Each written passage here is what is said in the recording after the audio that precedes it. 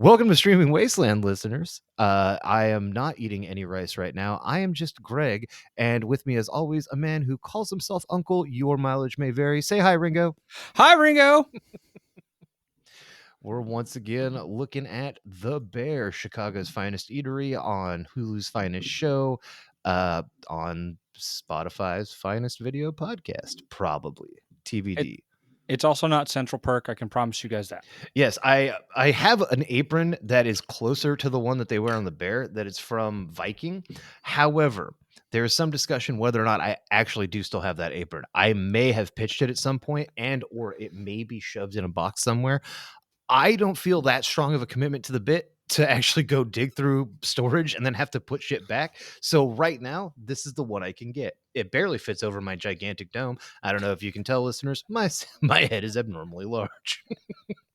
I have one hat and we had to order it special. Bees on me look kind of more like one of those fezzes just crumpled down. It's always trying to escape. Yeah, audience, whenever COVID was still like requiring us to wear masks everywhere, it was kind of entertaining watching him put on masks, because sometimes like a mask that should fit him would just snap off, and I'm like, I'm so sorry, man. Yeah, it was also very fun when I had it just stretched to the max capacity, and then people were like, you should wear a more fitting mask. I'm like, if you have one, right? My next option is to take a scarf and wrap it around my face, but I'm pretty sure that doesn't count. Also, then it kind of looks like I'm trying to rob you.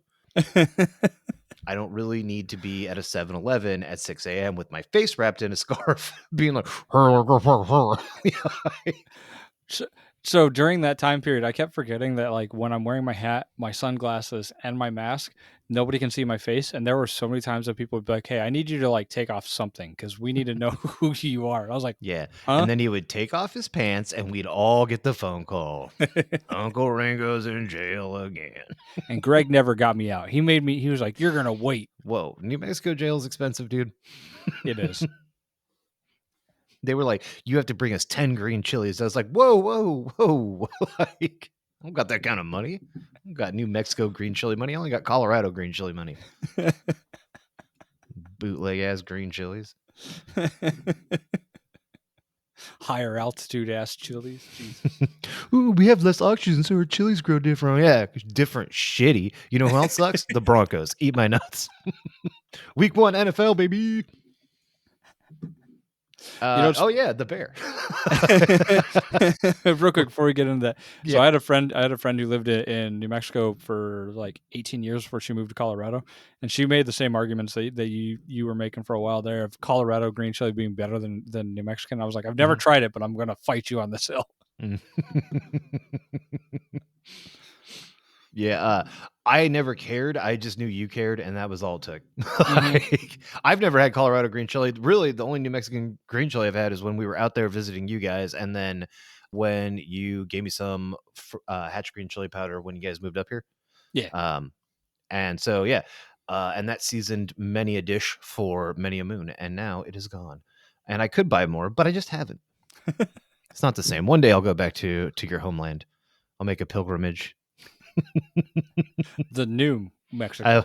I'll go down to Albuquerque, and I will stand in the middle of the road and let all the people who seem to just want to cruise around town at 40 miles an hour go by me, and I will throw Ringo related items in the road as part of the pilgrimage.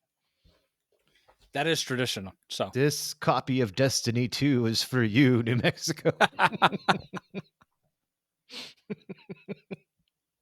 This week, we are still talking about The Bear. We're still in season 1. We are looking at episode 5, Sheridan, a name we had to look up because we're not from Chicago. Apparently, Sheridan is a street there. Sydney's catering business that she talks a lot about in this episode was called Sheridan Road Catering. That's why it's called that. I consider myself a relatively attentive watcher, and I did not catch that. So props to whatever Chicagoite wrote that piece of trivia down so that we all could get it. Much appreciated. I will eat a Chicago pizza in your honor. Random person. I think they call it Chicago lasagna. I think you're about to get beat up by some people from Chicago. Yeah, so we got one new-ish character. This is the second time he's appeared. I've been kind of saving the odd off and on characters until their second appearance because I can't remember how many times people show up.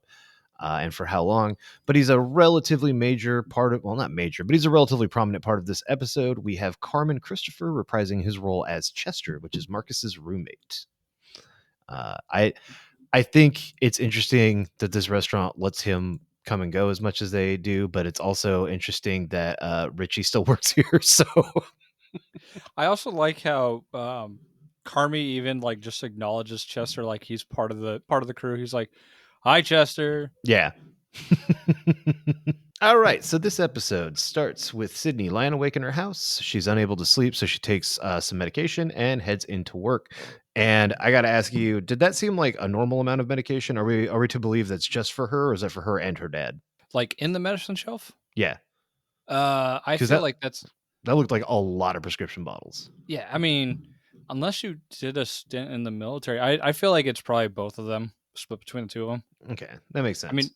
we did only see her open up one pill bottle, so Yeah, yeah, that's true. I suppose if you have to take all of your medicines, you wouldn't just open the one. Although I could see the argument being that it's not necessarily compelling television to watch somebody just take a bunch of pills.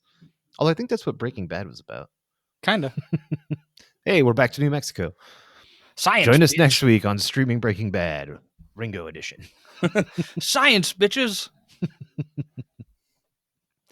But yeah, she gets into work, and when she gets there, Carmi is also already in because he also can't sleep. I assume now that all chefs that work in restaurants are sleep deprived and potentially going insane.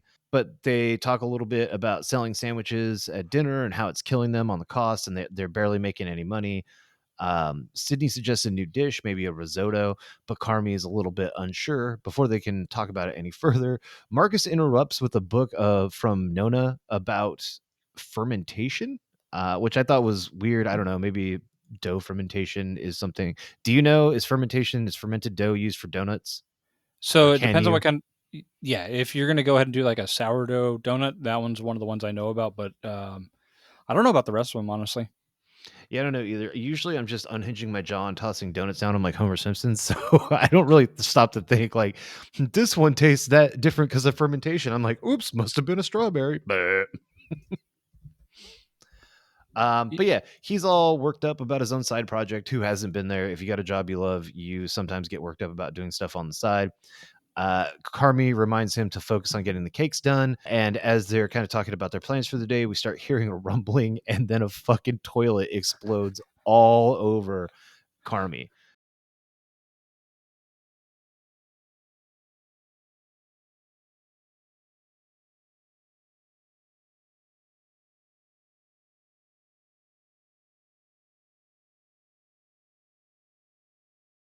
And if you have been watching our series so far, you have seen the scene probably 1,000 times because it is in the trailer that I loop in the in between us or right next to us. I guess as you're looking at us, it's right over here. But yeah, you watch here long enough, you'll see the toilet scene pop up again. Yep. It's very funny. Carmi gets absolutely blasted by this fucking toilet. So real quick, I looked it up. The dough should apparently be fermented until it's about 2 to 3 times the original bulk at 1 to 1.5 hours. Oh, I'll be damned. Same here. I'm learning new shit every day. I thought you basically took like some yeast and shit and then boiled or fried it in oil and then you put icing on it and it was a donut. Right? Um, I think we've belabored this point enough, but Mr. I call myself Uncle Ringo and I am not chefs. At best, we are scavengers. we try our we try our hands at things, but we only give it like 1 or 2 tries before we're like, I'm better at making like vegetables and steak. Yeah, I say I can make you a bomb ass curry, and some pretty good like slow cooked chicken, and that's really about where I'd put my expertise. Oh, you want breakfast? I got breakfast. Yeah, Although breakfast I'm good I at. have yet to try your eggs. I remember we talked about that down in New Mexico. You're like, oh, next time I'll make these crazy eggs. We just never got around to that, so we should do that one of these days. Yeah. Yeah, Well, it's yeah, I'll do it the next time that we're hanging out. it's like fried eggs. I think is what you're talking about. I'm actually really just kind of hungry right now, so I will also just talk about eggs. Of a plan for eggs. Sydney is getting on Carmi thinking that they need to close for lunch due to, toilet water everywhere. but Carmi wants to stay open and calls Fack in to fix stuff. He reminds Marcus to make the cakes again. Marcus still has not started on the cakes. Marcus, we good on cake, chef? Please don't get lost in that shit. We good, chef. I trust you. And then meanwhile, he takes the time once cousin Richie gets there and Fat gets there. He takes time to grab the chefs and shows them how to make chicken piccata in what I can only call just like a punishment to anybody watching it hungry, because they go by step. See those shallots, the garlic starting to caramelize? Nice, so we're gonna add a little bit of capers. Gonna cook that. We're gonna add a little bit of white wine. Let that reduce. And then you've got some hot stock. Let that deglaze the bottom of the pan. Okay, that's looking good. You can turn the heat off now. And now we're gonna spoon it out. Nice and easy. Take your time. Let's see, you wanna try this? You know it, Jeff. And I was like, first of all, I think I kind of just learned how to make chicken piccata. Second of all, I'm not sure I've ever had chicken piccata, but that shit looks delicious. And third of all, oh my God, I'm hungry. Dude, could you imagine if like a TV show was built around like a really good story, but it also taught you how to cook? So there's it's not quite cooking, but there's a show on Dropout that we've been enjoying. It's called Dirty Laundry, and every show features one of the cast members as a bartender, and he actually has like a little segment at the midpoint of the show where he teaches you how to make the drink he's making for everybody. And I was like, hey, that's actually a pretty cool idea. Obviously, cooking something like a chicken piccata is going to be a lot more time consuming to explain than how to mix like a Manhattan. But I've also had my fair share of bad cocktails, so I know that there's no less skill involved in making cocktails. I've made many a bad cocktail. I tried to make a shot once. It's supposed to be like one of these layered shots. I didn't really know how you did that, so I kind of just dumped everything in and hoped for the best. I mean, it probably tasted the same, but it wasn't a good shot in the first place, and it kind of looked like I just put like poop water in a fucking shot. Anyway, Carmi goes on this delicious tour of how to make a chicken piccata. Tina tries it and is into it, and we're starting to see kind of the continuation of what we saw at the end of the last episode. Tina is coming around to Carmi's way of doing things, and we're going to talk about that more in episode 6 series, because that's when that really comes to a head. Fack is fixing the toilet. Richie's supervising it. Richie does this thing.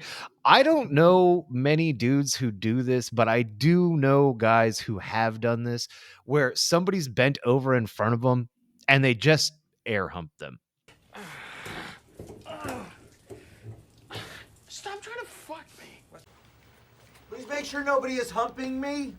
And I don't know very many people who do that, but like I said, I know more than one. So it's just a weird thing. I've never quite understood why guys do that. As a dude myself, I've done many dumb things. There are no shortage of things I could be accused of doing, both for the laughs and also because I'm a man. But overall, that's one of the ones where I'm just like, I don't get it. Like, I don't understand. Yeah, I don't get it either. I just watching it, I was like, this just showcases how much of a child Richie can be. Yeah, I will say this: I've definitely air humped people to try to get them to fuck up a Guitar Hero. Like, that is something I've 1000% done. Shout out guy in Texas who might listen to the show. We'll come out to visit you one of these days. It'll go faster if you donate to Patreon about the cost of a airline ticket to. Actually, just give me money. Give me a ring of money. I heard you got one of them jobs. Richie does this whole air humping thing. Fack asks Richie, like, he tells him, like, hey, you can't do that to me. I'll talk to HR. And then Richie's like, I am HR. And then Fack's like, oh, can I get a job here? Guess what? You're looking at human resources. Really? Yeah. Carmi says he's down a couple cooks. Do you think that I can apply? And they start fighting about whether or not Fack can actually work here, if he's qualified, which my question is, like, is fucking Richie qualified? And then at the same time, we see Chester again. Marcus is setting up this perfect fermentation chamber. Still hasn't made the cakes. The fight between Richie and Fack kind of escalates. They start with just like a verbal argument, and this has like one of my favorite lines. And I didn't write it down. Maybe you did, but when he's like, "Oh yeah, well, did you know I'm?" Fack says, "You know, I'm kick ass at the keyboard." Uh, and Jeez. Now, do you have any special skills or abilities aside from being a fucking stroke? Well, A, I'm not a fucking stroke.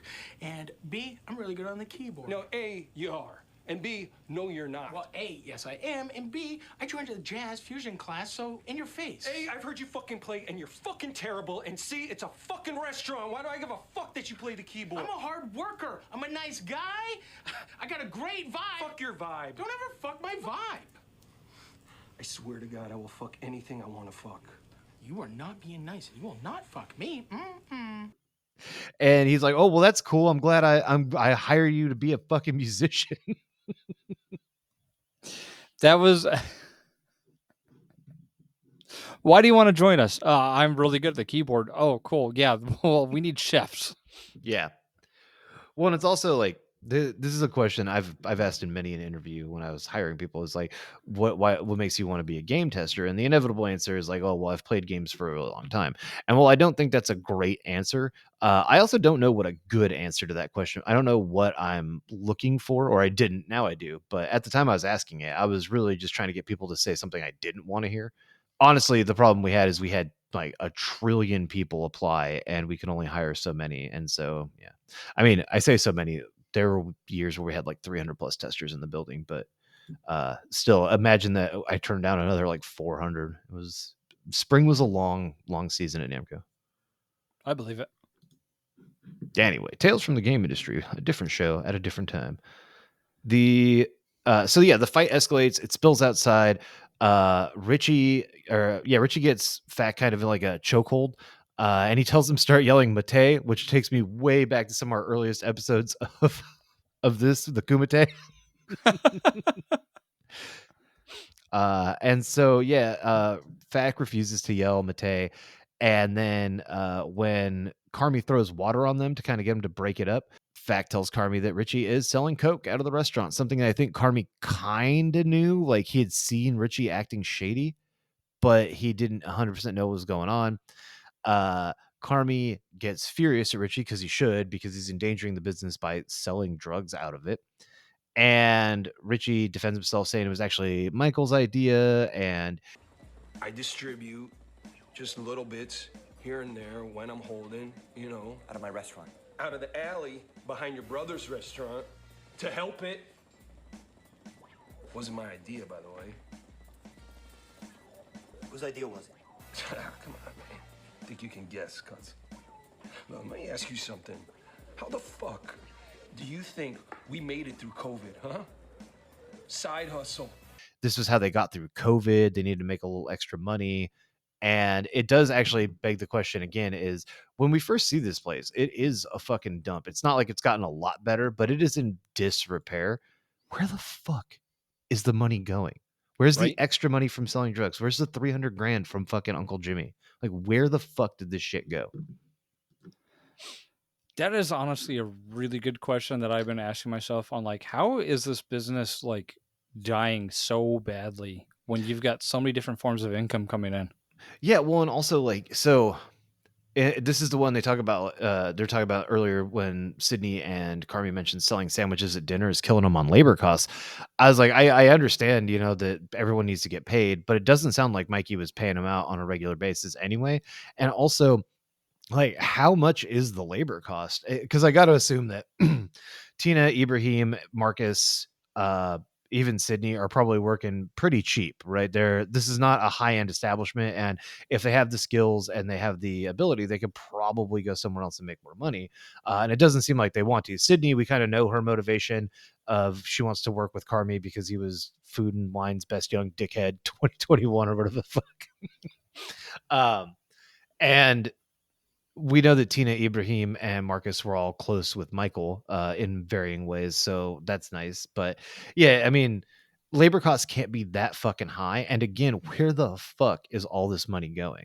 Right? You know, like we find out that he's what was $200 and something for the beef that he bought in episode 1, or 225, and that's all they needed for lunch service. 225 or 250. Yeah, and I think when he's talking to Uncle Jimmy about, or maybe it's talking to Sydney, in episode 2 or 3. I'd have to go back and look. He says something like, it costs us like $4,000 a week to operate. And so, if we make 5, we're golden. Yeah. And I'm like, so I understand not hitting your sales target, and $4,000 sounds reasonable per week to me, but where the fuck is the Coke money? And where the fuck is this 300 grand? I'll be so mad when we find out that Michael spent it all on like blow. Like it is just like the stereotypical drug story. Well, the thing that I'm interested in is that that letter that we never got to go ahead and see get opened. Oh yeah, that's right. That was at the end of episode 4, I think. No, episode 2. When Richie sees that letter after he's done patching up the caulking, and he puts it back. Yeah, there's a lot of like little questions, and we'll talk about this in just a minute. But I think this is actually something that makes the show a little bit better. Anyway, so Carmi's pissed off at Richie. He's yelling at Richie. Richie's yelling back at him. Carmi threatens to call the cops. But at the same time, Marcus has realized finally that he forgot about making the cakes. And so he dumps all the ingredients in the stand mixer and sets it to the highest power level, which shorts out the restaurant, blows the condenser, and causes the beef to lose power. Do you remember in My Little Toaster when the AC decided to like off itself? Yeah.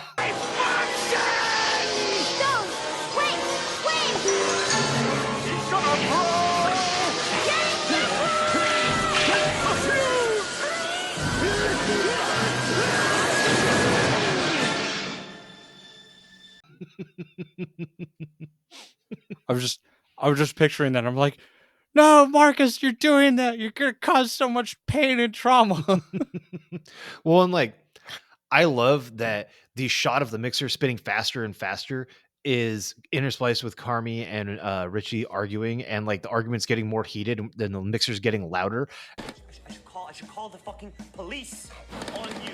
I should call the police on you for being a naive person. No, we're done. We're done with this fucking bullshit, okay? We're done with your stupid friends. We're done with Nico. Oh my, Nico's got nothing to do with this. That's Richie, something I else. swear to God. All right, relax. Swear to God. Don't blow a fuse, all right?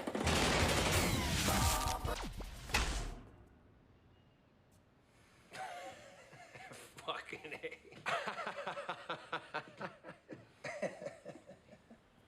And then everything just shuts down. And I was waiting for like a different ending there. I thought the mixer was gonna catch on fire right as like Carmi took a swing at Richie or something. Right. Yeah. Well, so like I wrote in my notes, I was like, oh, so Michael ends up haunting this. Michael's haunting this fucking restaurant. So whenever they fight, whenever they change stuff up to the point where he doesn't like it, like shit goes wrong. Yeah, watch. They're gonna change the name from like the original beef to Carmi's beef, and then he's gonna knock down the sign. Like, by the way, I pulled up a transcript and I finally got to the fucking argument. By the way, I didn't realize it was so hard to get through transcripts. It's just a bunch of fucking lines of text, but there's so much going on here. There is a lot. So they get into their little argument. They go, aside from being a fucking stroke, well, I'm not a fucking stroke. I'm really good on the keyboard. No, A, you're not, and B, no, you're not. So good. Richie's pretty funny in this episode. Richie's actually pretty funny throughout the show. It's just that you look at him kind of as a net detriment, and you're like, ah, God, dude, like if only this guy wasn't such a fucking turd. Right? Well, it's like Richie is like the sort of guy that like when you leave the business, you're like, he was actually kind of funny, but I fucking hated him in that moment. I've worked with like nobody as obnoxious as this guy, but like a half a dozen people that I'd put in that Richie category, and I'm sure you have too, right? I'm sure there are plenty of privates and specialists, etc., or maybe higher up in the military who all fit this stereotype. Yep. Yeah. Bunch of loudmouth pricks that don't know what the fuck they're doing, and then later on in life, I'm like, they kind of knew what they were doing. They weren't as bad as I thought they were. Yeah, they didn't really know what they were doing, but they weren't as clueless as I assumed. I do hate those moments when I realize I'm like, okay, I see why he did it this way. Probably shouldn't have called him a gooch licker. Then there are other people where I'm like, 15 years later, and I still don't understand what the fuck this guy was doing. And they're still doing it. I mean, maybe a lot of those people I've lost contact with, but yeah. I would believe that some people never change, and a couple of people I have in mind, absolutely. I believe that, they're still running around calling people brah and yelling, hey, there's still time to get fired this week. What a motivational tool. Anyway, So the beef has lost power. The kitchen has to scramble to not lose all of their stored meat and produce and stuff. So Carmi calls up Pete, which is Sugar's husband. They go to Sugar's house and start using their downstairs freezer to freeze all the meat. Sugar walks in because, you know, she's lives here too. And she's like, "Oh, it's really nice that you fucking call Pete and not me." And they're like, "Oh." Hey, it's all right. We asked Pete's permission here, right, Pete? Oh, you asked Pete. Yeah, honey, I said it'd be cool if they were to use the... Oh, okay. Well, you said it would be cool. Nah. Hey, you gonna let her talk to you like that? Go fuck yourself, Richard. Yeah, I will. Hey, can we do this later? I kind of got a lot going on. Yeah, I also have a lot going on. Did you know I recently had a brother die too? Dark. That was dark. And then she's like, "What the fuck is Richie doing here?" And you immediately sense the dynamic that Richie is not Sugar's favorite person, and he may not be fond of her either. So Well, and this was whenever I messaged you. I was like, "Why am I getting insulted? I didn't do shit to Sugar." Sugar's like, "Fuck Richard," and I'm like, "God damn it, I didn't do anything this time." Yeah. When I eventually get around to remaking our theme song,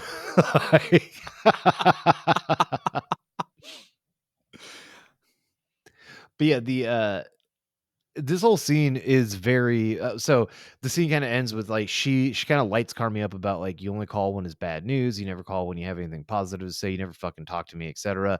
And he's kind of like, yeah, well, whenever I call you we just fight. And she's like, I want to Such a fucking attitude. I went to the thing. What? You went to a meeting? Yeah, I go 3 times a week.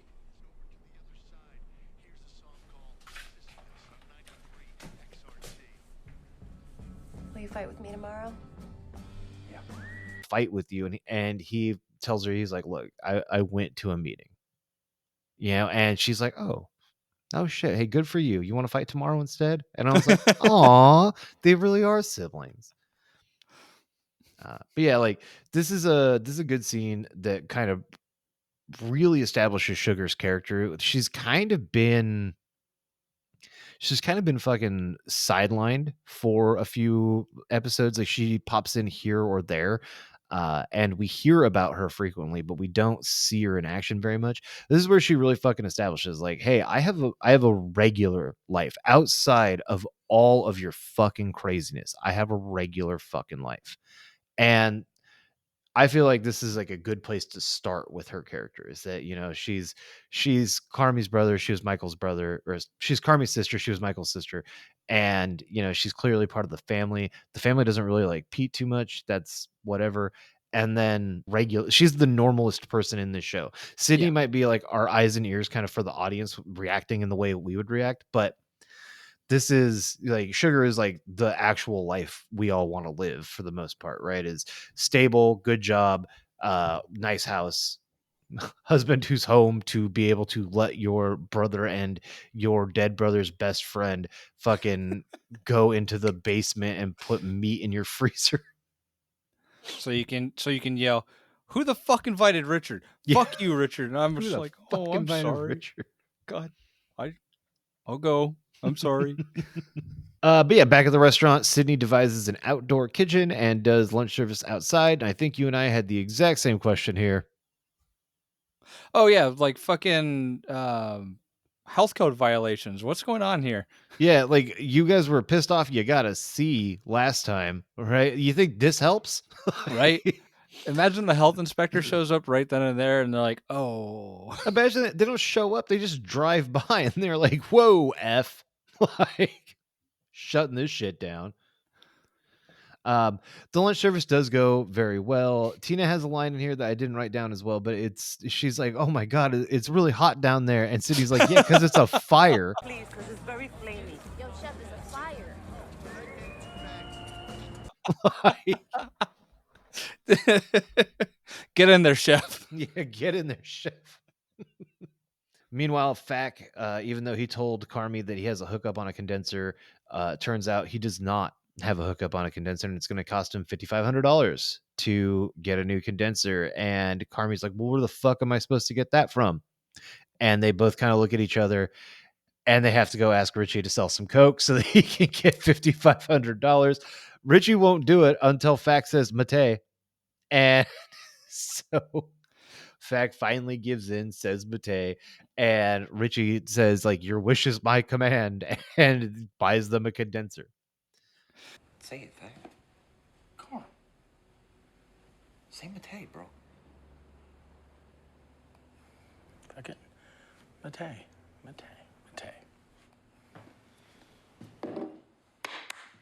Your wish is my command, Neil. I also like how Fack looked at Carmi when Carmi's like, dude, just say it. And he's like, Carmi, come on. And I was like, oh. Yeah, like, buddy, we need the condenser more than I need your prize. Right. I skipped over a little scene here. It's important. Marcus is not partaking in lunch service. He's not doing anything. He's upset. He's sitting smoking a cigarette by himself. Fucked up. I was behind on cakes. Tried to speed it up, and I blew the fuse. This job's insane. Heard. Well, my first job was McDonald's.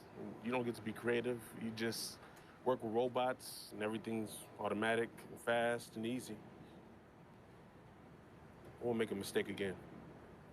Yeah, you will. But not because you're you, just because shit happens. Talking about how he caused the power outage in the first place. Michael's kind of like, yeah, shit happens, right? And he's like, well, that'll never happen again. And Carmi tells him, it will, but not because you're you. Shit happens. And I like that. That was a good line to someone who's in charge of all these people. Yeah. And it's something that, you know, like, I think people kind of implicitly understand, but I do think that some people, maybe Carmi is saying that Marcus is like this. But maybe, like, there's some people out there who any comment that you make is a fucking dagger to their soul, right? If you're somebody that they respect. So, like, anything that Carmi could say that might be negative to Michael in that moment might be just a fucking, like, dagger to his soul. And so he's making sure to let him off the hook. Like, hey, dude, like, shit just happens sometime. Yeah. And then he tells him, and this is one of the realest moments in the show for me, just because I totally get where he's coming from. This has never happened to me.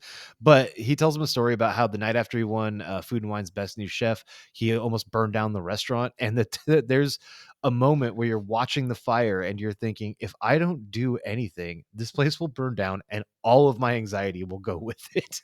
This weird thing happens, too. You have this minute where you're watching the fire and you're thinking, if I don't do anything, this place will burn down, and all my anxiety will go away with it. And I was like, dude, I 100% understand this. There are so many times where I'm like, if I do nothing right now, it's all over. Every single day of my 5 years in the military, if this place burns down, I'm saved. I'm free. It's not how it would have worked, but in my mind, I was like, I'll be fucking saved. At least I'll be in a different bad place. This isn't the good place. No. Jason figured it out. Jason? Wow, that really hurts. But yeah, as the episode wraps up, Carmi kind of thanks Sydney for her ingenuity at lunch service. She tells him it's kind of like a catering trick she learned. She tells him about her catering business that failed because she tried to go too big too fast. It wasn't sustainable to run out of her garage. And she ended up taking out loans that ended up giving her debt that ended up tanking her credit. And that's, I guess we're meant to believe this is why she still lives with her dad or is living with her dad. She's also relatively young, so it wouldn't be something unexpected for me anyway. But yeah. He kind of tells her, like, well, you know, like, good job, keep your head on a swivel, thanks for helping out today. She goes home and she can't sleep again. And then but she uses this time, instead of like just stressing, to kind of be inspired, and dreams up a cola braised rib, or beef rib, I think.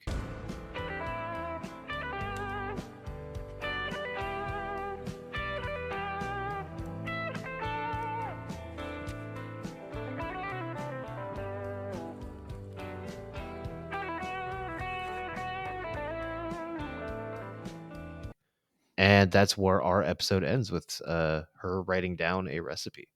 Right.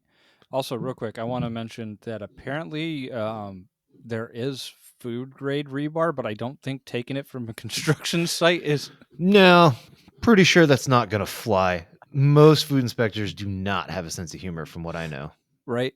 And considering the rebar was rusting when they threw it on that fire, I'm like, carcinogens? Yeah.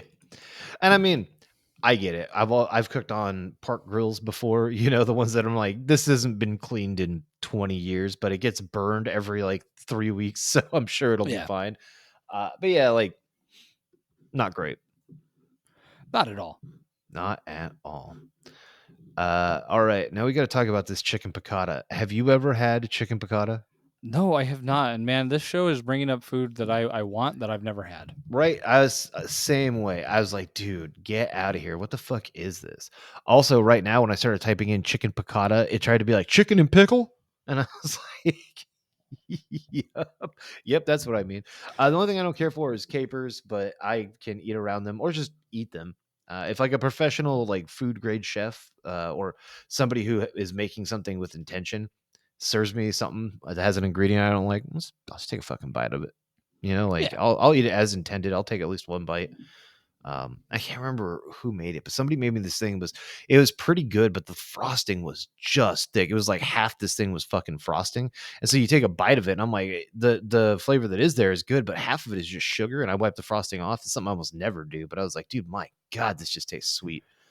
The issue I have when like there's that much frosting, it actually like hurts my teeth, and that might just be like a sensitive teeth thing. But I mean, like I've had times where I bit into something, I went, "Oh, my teeth hurt." Yeah, I've definitely had those times as well, where I'm just like, "Oh my God, dude!" Like you bite something and you're like, and people are like, "Oh, did you bite your tongue?" I'm like, "No, kind of wish it did. That's easier to handle." It's also easier to explain. If I told you sugar's hurting my teeth, you're gonna be like, "Oh, look at the little crybaby." Yeah. Oh, somebody needs to drink a cup of sugar to prove he's a man. God, you just reminded me of a Liquid Death ad where they had a kid a glass of sugar, and the kid goes to down it and starts choking because it's just straight sugar. But yeah, that chicken piccata looked fucking delicious. Dude. It made me want to try making one. Right. But I probably won't do that because it does seem like there's like a lot of steps and it seems easy to fuck up. Also, he's got like a crew of 4 and they're all talking about like, chef, this is tough. So Right.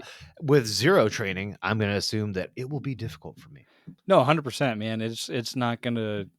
I think that it's one of those things where if you don't know what you're doing, you're going to burn the garlic, the shallots, the chicken. I don't know. There was a lot of stuff going on in there, and I was trying to take notes, but I couldn't. I'm like, it's either I watch this or I take notes, one or the other. Yeah. After last week's episode having an IMDb rating of 8.1, this one we're back down to a 7.7. I don't know. This is a little bit weaker of an episode, in my opinion. There's still like the classic charm of the bear, like what the show's built up. It's very back and forth and funny. But I don't know, like this episode was so forgettable that even though I've seen season 1 and 2 before, when this came up, I'm like, the fuck happens in this episode? And then when the toilet exploded, I'm like, oh yeah. So if I had just watched this episode and then come in here to do the episode for the podcast, I would 100% agree with you. So I'm going to go off of that. With that in mind, the next episode kind of builds off of this one. Mm-hmm. And I think that you need this one to kind of build up the next one. Yeah. Absolutely. Yeah. They do serialize very well. It's just, it sucks. There's episodes like this in any serialized show where you're just like, it's just like a build-up episode. Like we're getting pieces in place. All right. Are we still rooting for Carmi to succeed? I am. I still think that he's got an uphill battle that he's fighting. Yeah. I still want to know where the 300 grand went. Like he was already in the hole. And then to find out he has an extra like over $250,000 in debt to his uncle. Yeah. It's like, fuck, dude. Well, the other thing that I'm interested in is like Carmi. So Carmi definitely has forms of PTSD and some trauma from his school days. Yeah, but the other chef, Joel McHale chef. Oh my God, dude! Say you're a little bitch. I'm a little bitch, chef. I'm a little bitch. I think that I received a little bit of trauma from that. But, right. I'm scared of Joel McHale now. I'm curious, like, So Carmi said that he's going to the AA meetings, and I'm like, we haven't seen him drink once. Mm-hmm. So I'm kind of seeing, if he is an alcoholic, which the story is trying to tell us that he is, I want to see him overcome that. Yeah, either that or he has people in his life that are alcoholics, but we really haven't seen that either. Richie doesn't seem like he drinks a lot. It doesn't seem like he spends much time with the rest of the staff. And it doesn't like I didn't see any idea that, or we haven't got any idea that Sugar or Pete drink a lot either. So Yeah. yeah, I don't really know why he's going. I guess maybe we'll find out. Maybe the idea he's been in the program for a while, and if he doesn't, like, he's going to the meeting so he doesn't fall off the wagon in this incredibly stressful situation. Yeah. I mean, we've seen him like have mental breakdowns inside the shop and also at home, especially with like the nightmare where he woke up and he was like, I made fire. Yeah, he's like, I was cooking shit. I was sleep cooking. He was cooking newspaper, if I remember correctly. I'm like, God Yeah, damn. he was like, I'll put this in the frying pan. Done with that shit. Have you ever sleepwalked? I don't think so. Me neither. I've been I sleep told talk. You too? Yep. See, that's one of those things that has always intrigued me. Is like certain people have that sort of issue, and I'm one of them. You as well. Which, by the way, you might want to get tested for sleep apnea if you sleep talk. I think that's one of the symptoms. I probably have sleep apnea, but testing is for people who want to know. Fair point. I'll just die.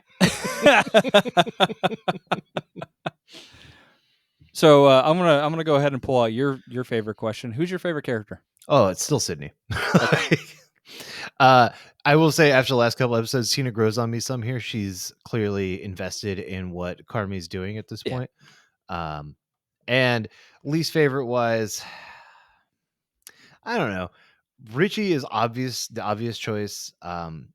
But if I'm looking outside of like characters and to like people I don't really care about, like I guess I kind of like all the characters on the show. The ones that get the less screen time are the ones I could obviously do without, right? Like I don't have much need for Gary at the moment, like he hasn't done much in the show for me to be like yay or boo. Yeah. And kind of the same with like the dishwashers. It's just like their parts, their roles are small in the episodes, so I don't really think about them. But yeah, I mean, like from a character perspective, like Richie pisses me off. I fucking can't stand that dude. He's so annoying, and the fact that he kind of saves the day here is very funny. But I'm also like, of fucking course. He saves it in a way that most of us, if we were in the position of Carmi, would be like, I don't want this on my conscience. Mm-hmm. I don't want to know how you saved my ass in this moment where I was desperate. I can't go to Uncle Jimmy because Uncle Jimmy's going to go ahead and fucking just take the business from me at that point in time. But yeah, I mean, otherwise, there's not a whole lot to talk about with this episode left. Like, there's not very much left in here. I don't think any of the characters really took leaps forward. I think the best thing we saw was the kind of reforging of Sugar and Carmi's relationship, something that will be continued in the next episode as well. And so I think that brings us to the conclusion, to the end, the fiend. Agreed. The post-dessert routine, which is where you get the bill and then you go, oh, fuck, I better put this on a credit card. God damn it. That's why there was no prices on anything. Shit. Yeah, that's why they only indicated things with smiley faces. But yeah, we've been streaming Wasteland. That's your Uncle Ringo. I'm just Greg in an apron. We will be back next week with the next episode of The Bear. In the meantime, let us know what you thought. Like, subscribe, comment. It all helps in the algorithm. If you're one of those people who listens frequently but you never comment anything, just comment something. Have you ever had chicken piccata? What's your or favorite you could dish? straight up just comment chicken piccata. Yeah. Or mention, like, what's your favorite dish? Do you like peanut butter and jelly? Yeah. Do you like risotto? What about shellfish? Would you eat cola braised meat? It's good. I've had it. Dude, that sounds amazing. Do you have bonus freezer space in your basement? Any comment will do. But yeah, you can find us on all the socials. You can find us over on Instagram, Facebook, Threads, TikTok. You can find us on Blue Sky as well. X we're not as active on, but we are there. Hit us up there. And that's pretty much it for us. Thanks for listening, and say goodbye, Ringo. Elon's a fucking creep. Bye, guys. I will give you a baby and defend your cats. Hands!